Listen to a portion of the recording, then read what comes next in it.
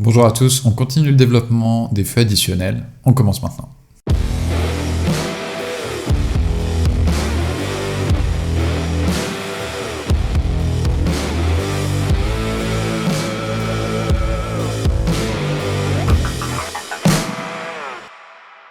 Le développement des feux additionnels avance bien, on arrive maintenant sur la partie des supports. Avant d'aller vraiment dans le détail des feux, on va s'intéresser rapidement aux supports et à quelle configuration vous souhaitez.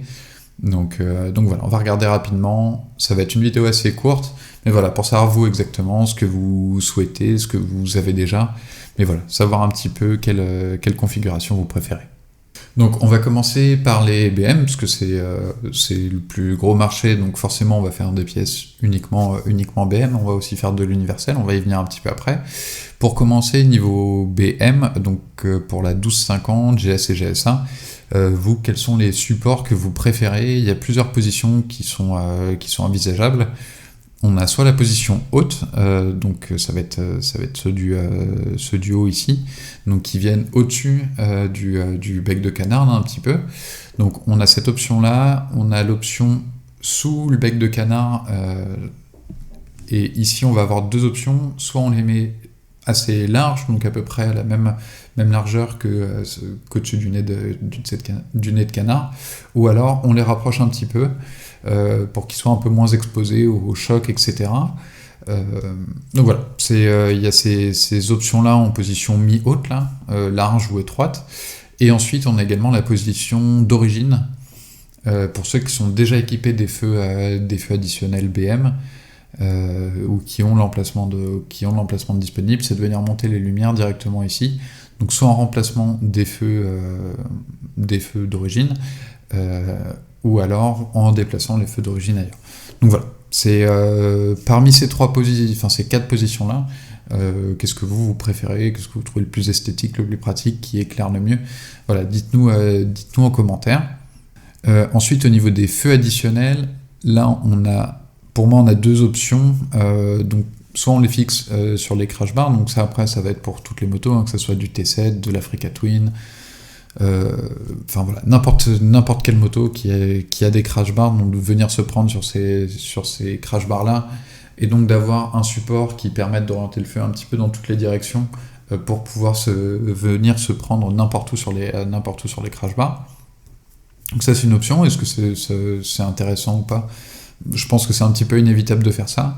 Ensuite, la deuxième option, qui elle est un peu plus sujette à question, c'est une attache universelle sur la fourche.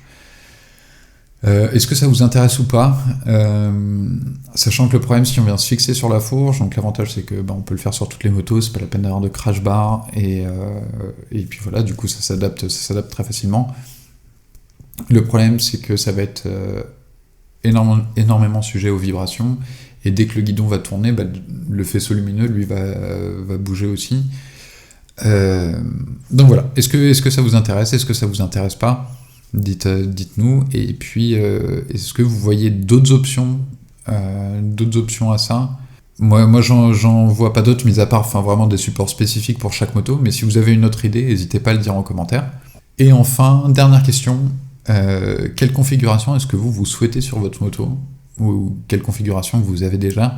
Donc ça va nous permettre derrière de savoir en termes de faisceau, combien est-ce qu'on fait de sorties, comment est-ce qu'on se raccorde à la moto, combien de supports on développe, et voilà, et puis d'anticiper un petit peu toutes ces questions-là. Donc là, il y a plusieurs options, soit vous voulez carrément pas de feu additionnel, ça c'est une info qui nous aide aussi de savoir si la proportion de gens qui en veulent, ceux qui en veulent pas. Ensuite, est-ce que vous voulez juste une seule paire de feux, et en quel cas est-ce que vous préférez juste garder vos feux d'origine que vous avez déjà, qui sont fournis avec la moto, ou enfin voilà, les feux que vous avez déjà, ou est-ce que vous voulez une paire de feux Lone Rider? Donc après on viendra plus dans le détail au niveau de l'aspect technique, qu'est-ce qu'on va vous proposer avec ça, je pense que vous allez bien aimer. Mais voilà, est-ce que une seule paire ça vous suffit? Ensuite, l'autre option, la 3.1, c'est deux paires de lumière, donc la paire d'origine plus une paire encore en plus de Lone Rider, ou alors deux paires avec deux Lone Rider. Et enfin, 3 et plus, si vous voulez mettre le plus de lumière possible pour que, voilà, si vous êtes dans le noir complet, vous soyez comme en plein jour. Mais voilà, c'est... voilà. Où est-ce que vous positionnez là-dedans, juste pour qu'on sache un petit peu comment se positionner en termes de sortie, en termes de points de fixation, etc. Les feux, eux, ils avancent très bien, on va en parler rapidement, mais là on a encore plein de petits détails, et il est encore un petit peu tôt pour vous dévoiler exactement ce qu'on va faire, mais ça arrive très bientôt.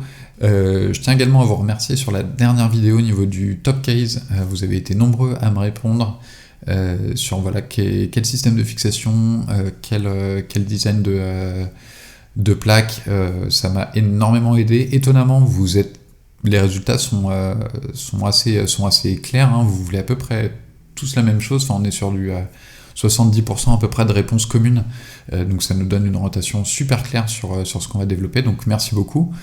Moi je reviens très vite vers vous avec d'autres vidéos sur le développement qui sont en cours, du top case, des lumières, et plein d'autres choses.